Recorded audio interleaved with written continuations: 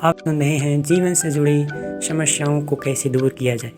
आज हम लोग बात करते हैं ज़िंदगी से डर को बाहर निकालें। ज़िंदगी से डर को बाहर निकालिए, विश्वास जगाइए। मान लीजिए आपके दोनों हाथों के पंजों के बीच में एक चिड़िया है। अब अगर आप अपने पंजों को दबा लेंगे तो वह चिड़िया मर जाएगी, और अगर पंजों को खोल देंगे तो चिड़िया उड़ जाएगी। कहने का अर्थ केवल इतना है कि आपके हाथों में जीवन और मरण की शक्ति है।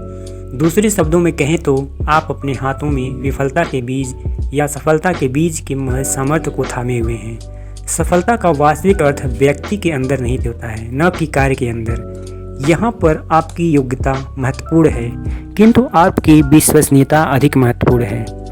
अपनी विश्वसनीयता बढ़ाने का मूल मंत्र है अपने डर या भय को दूर भगाना।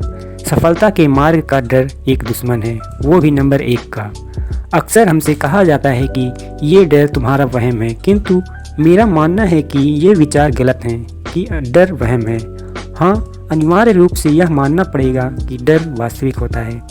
यह लोगों को अवसर का लाभ उठाने से रोकता है, शारीरिक रूप से कमज़ोर बनाता है, बीमार बनाता है, ज़िंदगी को छोटा बनाता है। आप कुछ कहना चाहें या बोलना चाहें तो यह आपका मुंह बंद कर देता है। वास्तव में डर एक शक्तिशाली भावना है जो लोगों को अपने लक्ष्य की ओर बढ़ने से रोकता है। अधिकतर हमारी डर मनोवैज्ञानिक होते हैं और हमारी नकारात्मक, अनुशासनहीन और आधारहीन कल्पना के कारण पैदा होते हैं। जीवन के मार्ग में बढ़ने वाले हर डर का कारण चाहे जो भी हो, किंतु ये वास्तविक ही होते हैं। अतः इनका कारण खोजें, कर्म के महत्वपूर्ण सिद्धांत पर अमल करें, और अगली बार जब आपको किसी भी प्रकार का डर सताए तो निम्न बातों का ध्यान रखें। पहला, रंग रूप के कारण उत्पन्न डर के लिए अपना हुलिया सुधारें। जूते चमकाइए, साफ और प्रेस किए हुए कपड़े पहने, बेहतर ढंग से तैयार हों। अच्छा दिखने के लिए यह आवश्यक नहीं है कि आज से नए नए कपड़े पहने। अंतिम रूप से स्वयं को दर्पण में देखें और स्वयं की प्रशंसा कर अपने व्यक्तित्व पर बिना झिझक मुस्कुराइए। सेकंड, किसी महत्वपूर्ण व्यक्ति या ग्राहक को खोने का डर। बेहतर सेवा देने की दुगनी कोशिश करें। अपने स्टाफ को भी प्रशिक्षण दें। अपनी हर चीज़ में सुधार करें जिससे आपके ग्राहक का विश्वास कम हो रहा है। थर्ड, किसी परीक्षा में फेल हो जाने का डर। चिंता में समय बर्बाद करने के स्थान पर पढ़ाई में समय दें। उन समस्त उपायों का प्रबंधन करें जो पास होने हेतु आवश्यक हो। चौथा, आपके नियंत्रण से पूरी तरह बाहर की चीज़ों का डर थोड़े समय के लिए शांत हो जाए। अपना ध्यान इसकी तरफ लगाएं। पार्क में थोड़ा टहल लें, किसी खूबसूरत जगह पर परिवार के साथ बैठें, फिल्म देखें। पाँचवा, शारीरिक क्षति का डर। दूसरों की मदद करें, उनकी डर समाप्त करने का प्रयास करें, लोगों के साथ घुल मिल कर रहने का प्रयास करें। 6 है, इस बात का डर कि दूसरे क्या सोचेंगे या क्या कहेंगे। कोई भी महत्वपूर्ण कार्य बिना किसी आलोचना के संपन्न नहीं होता है। अतः जब आप एक बार यह तय कर लें कि यह सब प्रकार से ठीक है, तब उसे कर डालें, और कुछ न करने पर भी लोग कुछ न कुछ कहेंगे ही, इसलिए आपको बिना डरे उस काम को कर डालिए। लोग तो कहने वाले कहेंगे ही। 7वां, निवेश करने से पहले का डर। अपने विवेक और निर्णय पर विश्वास करें। सभी पहलुओं पर विचार करें और एक बार हर प्रकार से संतुष्ट हो जाने के बाद उस पर पूरी लगन से अमल करें। 8वां, लोगों का डर। चीज़ों को सही दृष्टिकोण में देखें।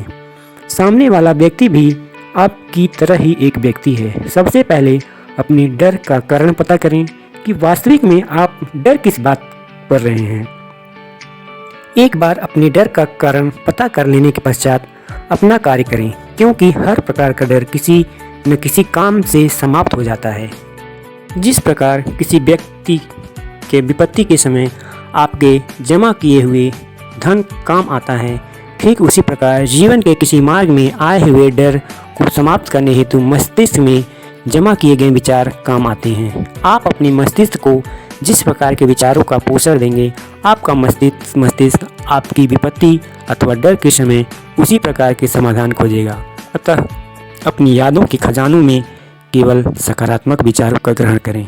यह बात समझ लें कि हर व्यक्ति के जीवन में अप्रिय मुश्किलें हतोत्साहित कर देने वाली घटनाएं घटती हैं, किंतु उन घटनाओं के प्रति अलग अलग व्यक्तियों की अलग अलग प्रतिक्रिया होती है। अक्सर लोग इन अप्रिय घटनाओं के दिल से लगा लेते हैं और बार बार उन्हें याद कर बेचैन होते रहते हैं और फिर किसी नए कार्य का प्रारंभ नहीं कर पाते।